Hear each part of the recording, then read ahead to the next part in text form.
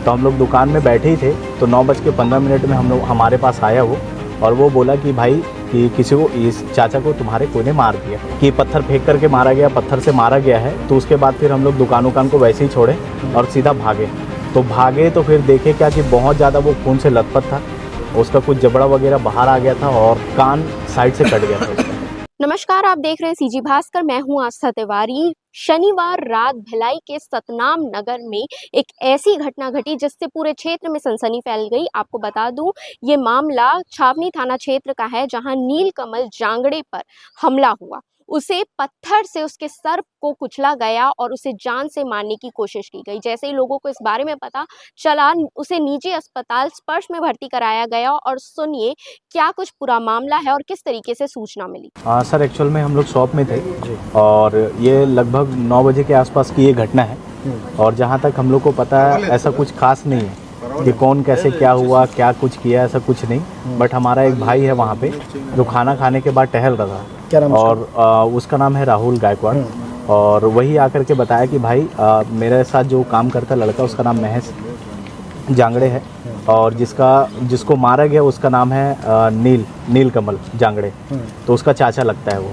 तो हम लोग दुकान में बैठे ही थे, तो 9:15 में हमारे पास आया वो, और वो बोला कि भाई कि किसी को, इस चाचा को तुम्हारे कोई ने मार दिया। तो हम लोग सोचे कि अब डेली का काम था सर, क्योंकि वहाँ पे ऑलरेडी आए दिन लोग दारू वारू पीते ही हैं, डेली नशा पत्ती वहाँ चलता है।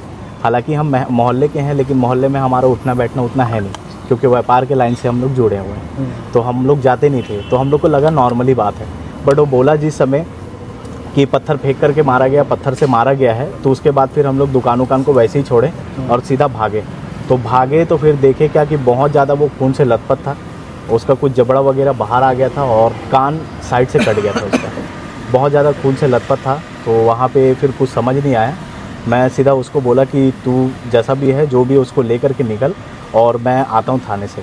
तो मैं थाने के लिए गया और दुकान वगैरह बंद करके थाने के लिए गया, और उसके बाद फिर वो आया।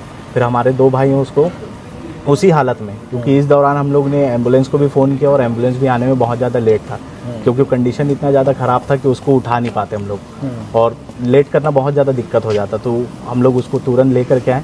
और ये चीज़ तो कन्फर्म है कि उसको कोई मारा है, लेकिन ये नहीं पता कि कौन मारा है, और ज़्यादा पत्थर से ही पटक के मारा गया उसको। कहाँ पर हुई घटना? ये घटना सतनाम नगर में हुआ है, वार्ड नंबर 36 है ये, जो बिहार होटल के पीछे जो फल मंडी है। और फल मंडी के स्ट्रीट लाइट वगैरह कुछ ऐसे, स्ट्रीट लाइट, कैमरा वगैरह सर, जो ऐसा अगर बोला जाए तो पूरा क्या है, वो कॉम्प्लेक्स एरिया है और व्यापार वाला है। तो वहाँ पे कल मे भी में कि कैमरा अगर छानबीन अगर करेंगे, तो हो सकता है कि 9 बीच के दौरान की इस गली से कोई गया हो या फिर उधर से कोई गया हो, तो ये सारी चीज़ें मिल सकता है।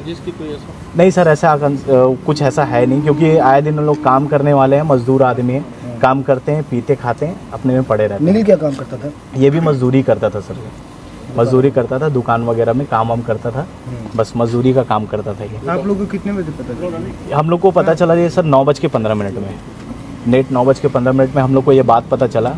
तब हम लोग गए दौड़ते। अभी कैसी स्थिति है? स्थिति तो अभी थोड़ा सा क्रिटिकल है सर, तो बोला नहीं जा सकता अभी क्या है, क्योंकि वेंटिलेटर में ऑलरेडी वो है, तो दिक्कत वाला मामला चल रहा है थोड़ा सा। आज वो काम करने गए?